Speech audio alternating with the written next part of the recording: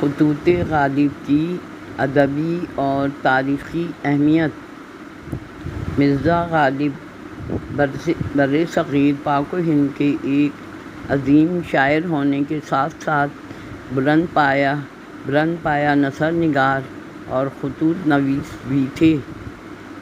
ان کے خطوط عام فہم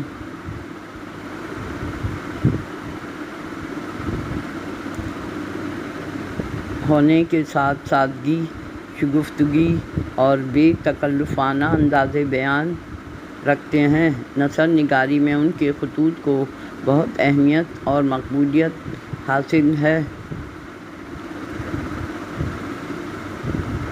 ان کے خطوط کا پہلا مجموعہ عود ہندی ہے جو 1868 میں شائع ہوا، اور دوسرا مجموعہ اردوئے معلّٰ ہے جو 1869 میں شائع ہوا۔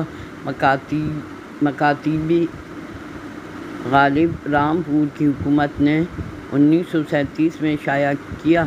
ان کے خطوط کی خصوصیات مندرجہ ذیل ہیں۔ نمبر 1، القاب و آداب کا خاتمہ۔ مرزا غالب سے پہلے خطوط نویسی میں لمبے القاب و آداب استعمال کیے جاتے تھے۔ مرزا غالب نے فرسودہ طریقوں کو ترک کر کے سادہ اور مختصر القابات کا استعمال کیا۔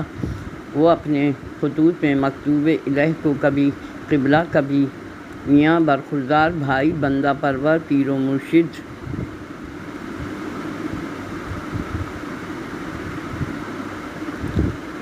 جیسے القابات سے پکارتے تھے۔ انہوں نے لمبے چوڑے القابات سے پرہیز کیا۔ نمبر 2، ایجاز و اختصار۔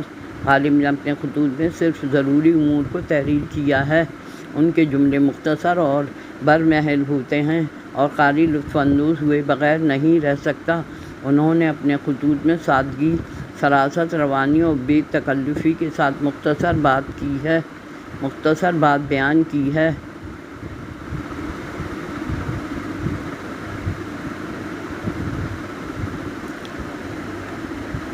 نمبر 3، مراسلے کو مکالمہ بنا دیا۔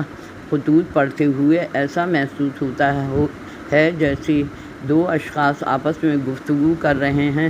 وہ خود اپنے بارے میں لکھتے ہیں کہ میں نے وہ انداز تحریر ایجاد کیا ہے کہ مراسلے کو مکالمہ بنا دیا۔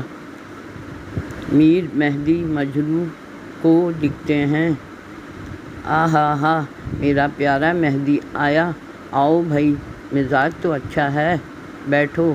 تو ایسا معلوم ہوتا ہے کہ وہ شخص سامنے بیٹھا ہے۔ ایک جگہ لکھتے ہیں، اب 1000 کوس سے بزبان قلم باتیں کیا کرو، اور ہجر میں وصال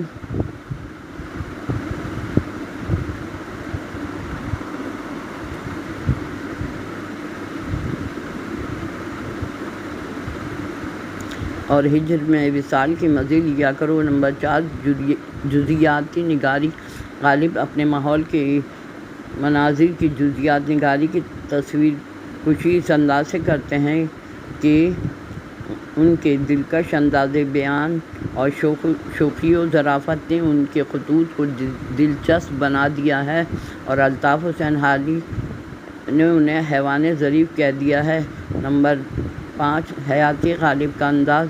غالب کے خطوط سے ان کی زندگی کے بارے میں معلومات حاصل ہوتی ہیں، چاہے وہ خاندانی ہوں یا معاشی اور معاشرتی حالات، شادی، سفر، اولاد، صحت، جس سے ان کی پسند و ناپسند کا علم ہو جاتا ہے۔ اس دور کے سیاسی حالات جب جنگ آزادی ہوئی، ان کے خطوط خود نوشت سوانح حیات کا درجہ رکھتے ہیں۔ نمبر 6، مکتوب نگاری میں غالب کا مقام۔ مرزا غالب نے مکتوب نگاری میں قدیم روش ترک کر کے جدید روش اپنائی۔ سلیس، شگفتہ اور عام فہم زبان میں نثر نگاری کو ایک نیا انداز بیان دیا۔ گفتگو اور بول چال میں سے ڈرامائی کیفیت کے ساتھ مکتوب الہ کو ایسے مخاطب کیا ہے جیسے مخاطب ان کے سامنے بیٹھا ہو، اور ہر پڑھنے والا قاری بھی اپنی آنکھوں سے وہ منظر دیکھ رہا ہو۔ لمبے قدیم القابات کو ترک کر کے اردو ادب کو ایک نیا رخ سے آشنا۔ غالب کے خطوط قدیم کے ساتھ جدید اردو نثر میں